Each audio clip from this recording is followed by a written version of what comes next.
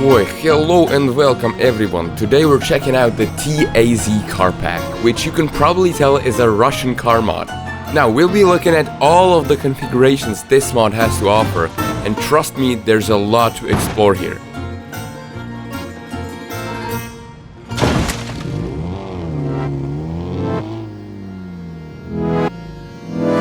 Starting off with the fact that this car isn't the only one in the pack.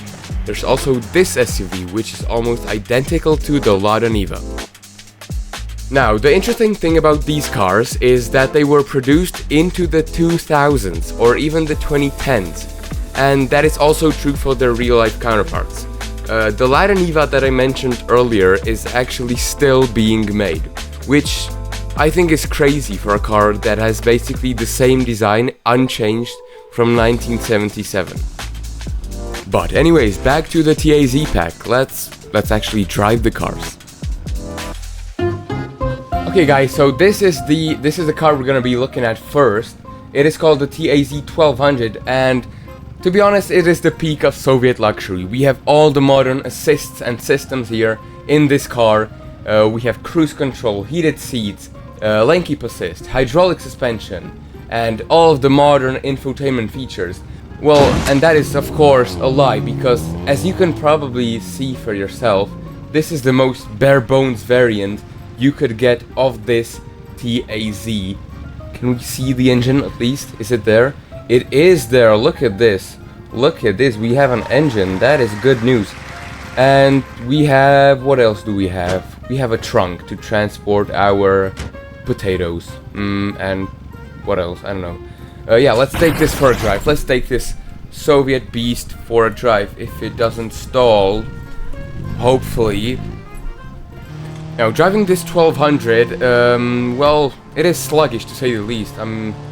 It has like 60 or 70 horsepower. I'm not sure. Are these traffic lights working? Probably not. I don't know. Yeah, this is supposed to be a straight kind of road. So let's test out how quick we can get here. Please just get to 100. Please get to 100 at least. We can do that.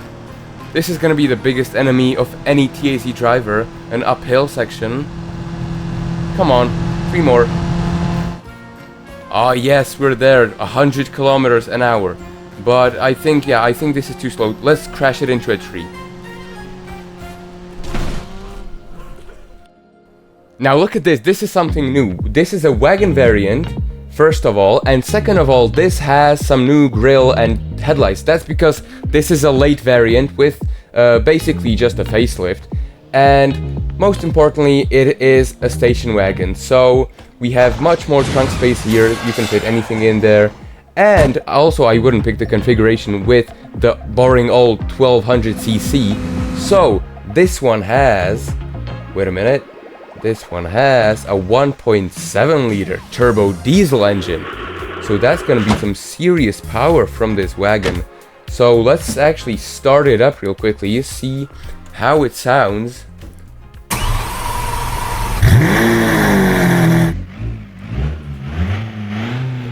I think these are actually custom sounds, right?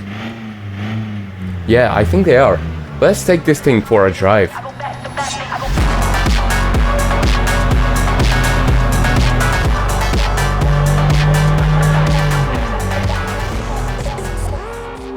No, but driving this wagon variant with the 1.7 liter turbo diesel isn't that bad, considering we've got like twice the power that the sedan had. It's definitely like much more dynamic, but I mean, it's still no supercar. We still have like 80 horsepower, but it's not bad. Let's check out the interior, which we didn't do in the last one. Yeah, it is very basic. We have things you need to drive a car, and that's it. We have a steering wheel, a gear shifter with 5 gears actually. That is an improvement. We have 1 more gear.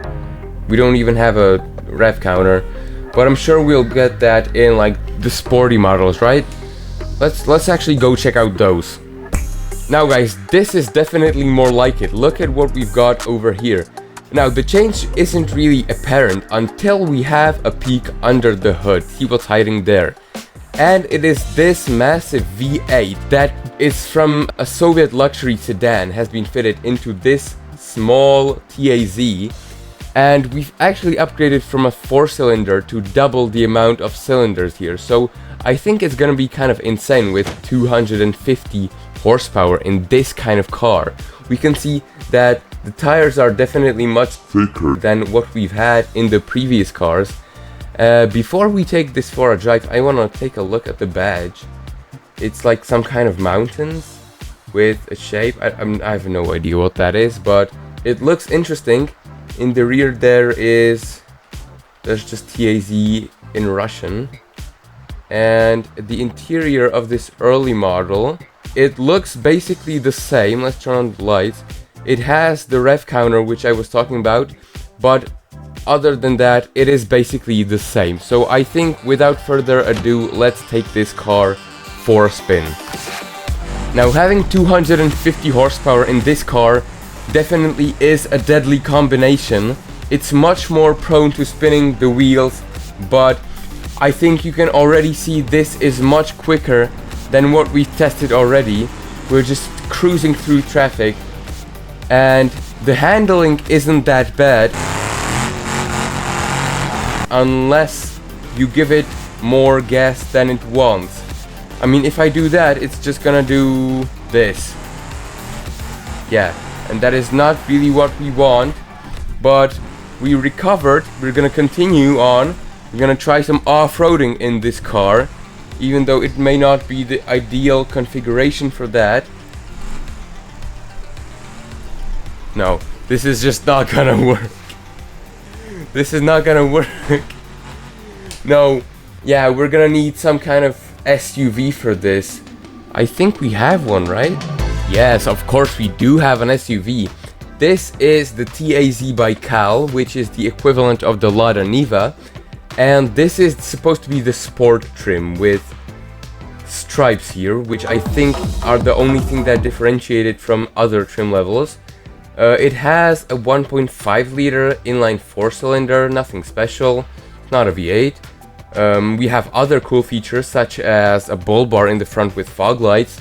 We have lockable differentials and 4-wheel drive, of course. And all the latches are working with a split open tailgate here. That is cool. We have a sunroof that's working. Nice. And the interior is pretty similar to what we've already had. This dashboard is a little bit different. We also have working switches such as this low range lever and light switches, one of which is a horn button.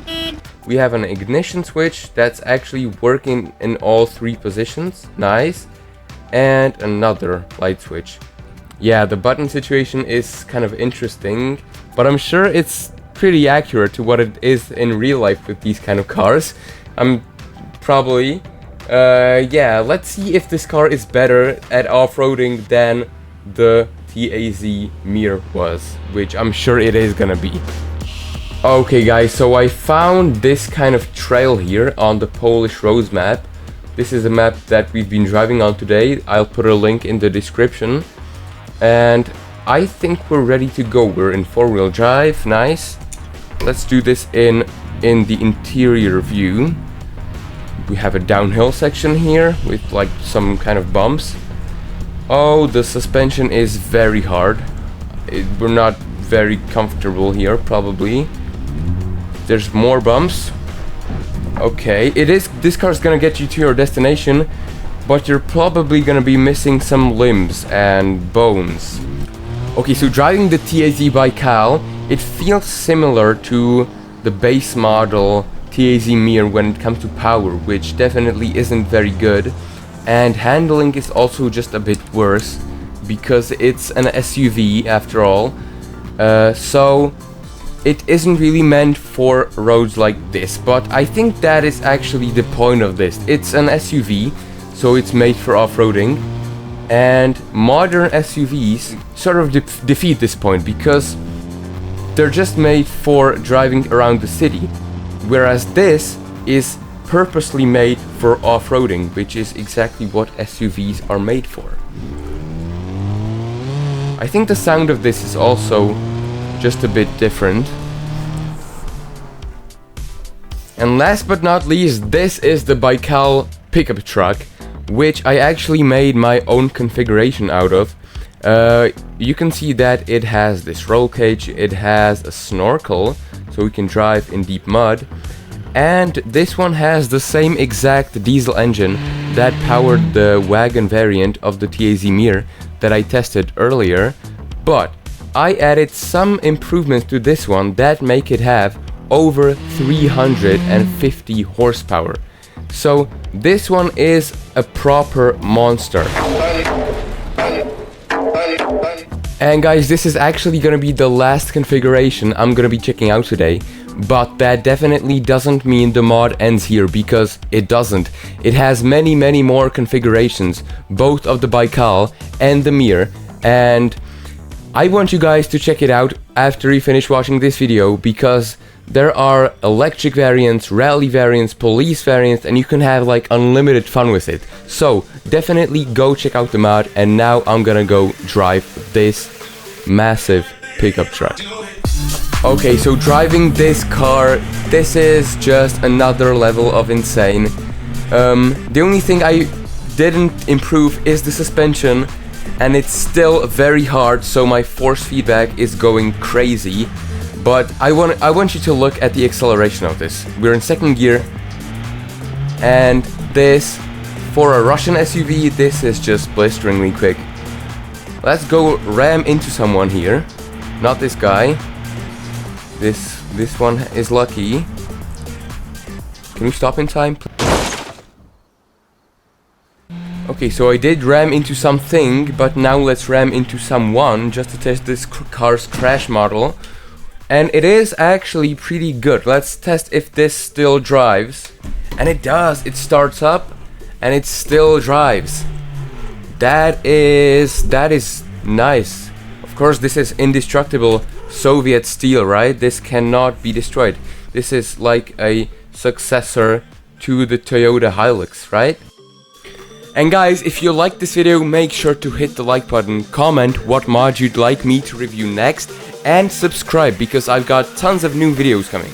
See you in the next one.